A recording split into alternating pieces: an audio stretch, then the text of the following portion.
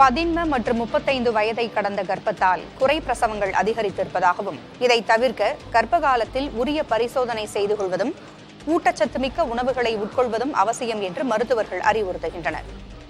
பச்சிளம் குழந்தைகள் சிகிச்சை பிரிவில் சிகிச்சை பெறும் குழந்தைகளில் 40 முதல் 60 விழுக்காடு குழந்தைகள் வரை குறை பிரசவம் காரணமாக அனுமதிக்கப்பட்டிருக்கின்றனர்.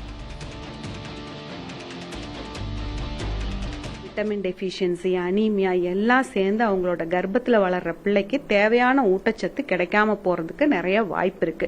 ஸோ அதையெல்லாம் நம்ம ஆராய்ஞ்சு அவங்களுக்கு அறிவுரை கொடுத்து அதுக்கான ட்ரீட்மெண்ட்ஸ் கொடுத்து ரெகுலரா அவங்கள ஃபாலோ அப் பண்ணி ஸ்கேன்ல அந்த குழந்தையோட வெயிட் கெயின் கரெக்டா இருக்கான்னு 6 மாசத்துல இருந்தே அவங்கள ஸ்பெஷல் சர்வைலன்ஸ்ல வச்சு நம்ம ஒரு அடிக்வேட் மினிமம் ஒரு 2.5 kg பேபி வர்றதுக்கு நம்ம பிளான் பண்ணா தாயும் சேயும் நலமா இருப்பாங்க.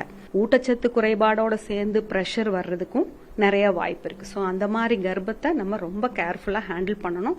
அதுக்கு மருத்துவரோட உதவியும் சரி, ஃபேமிலி சப்போர்ட்டும் சரி, நியூட்ரிஷனல் பேக்கப்பும் நம்ம 3 சேர்ந்து போகும்போது it will be a boon to that particular girl.